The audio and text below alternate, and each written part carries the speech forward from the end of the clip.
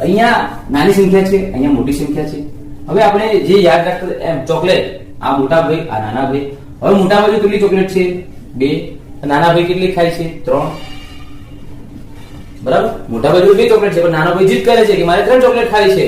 તો કરવાનું શું? બસ હવે આપણે લેવાનો દસકો. બસ એક દસકો જોવો. દસકો એટલે 10 ચોકલેટ. યાદ રાખજો, દસકાનો મતલબ 10 ચોકલેટ. એ ક્યાંથી લેવાની? બાજુમાંથી. જ્યારે અહીંયા 4 આપે છે, હવે એટલું કેમ મારો? તો અહીંયા કેટલા આવશે? 3. અહીંયા કેટલા આવશે?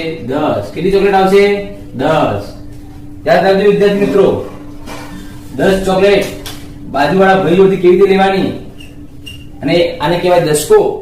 બરાબર? એટલે અહીંયા 4 હતા, એની પર શું આવી? લીટી. એટલે 4 હતા એટલે એથી કરતા એક સંખ્યા ઓછી લેવાની. એટલે કેટલા આયા? 3. અહીંયા 5 હોય તો અહીંયા કેટલા આવે? 4. અહીંયા 4 હોય તો અહીંયા 3. અહીંયા 10 હોય તો અહીંયા કેટલા? અહીંયા 9 હોય. અહીંયા 9 હોય તો અહીંયા કેટલા આવશે? 8. અહીંયા 8 હોય તો અહીંયા કેટલા આવશે? 7. અને 7 તો અહીંયા કેટલા આવશે? 6. અને 6 કેટલા આવશે? 5. હવે દસકો લીધો તો આપણે શું કરવાનો?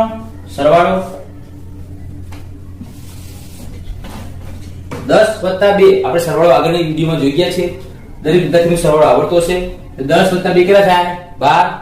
હવે મોટા ભાઈ જોડે કેટલી ચોકલેટ છે? 12. નાના ભાઈને કેટલી ખાવી છે? 3. એ તો શક્ય છે. 1 2 3 4 5 6 7 8 9 10 11 અને 12. નાના ભાઈને ખાવાની કેટલી? 3. એટલે 1 2 અને 3. નાના ભાઈ 3 ચોકલેટ ખાઈ ગયા. તો કેટલી વધી? 1 2 3 4 5 6 7 8 9. તો અહીં કેટલી વધી ચોકલેટ? 9. હવે અહીંયા કેટલી ચોકલેટ છે? 3. કેટલી ખાવાની? 1. તો 3 માં 1 2 અને 3. 1 ખાઈ જાય તો કેટલી વધે વિદ્યાર્થી મિત્રો? 2. જવાબ કેટલો આવ્યો? 29. એટલે ટોટલ કેટલી ચોકલેટ વધી? 29.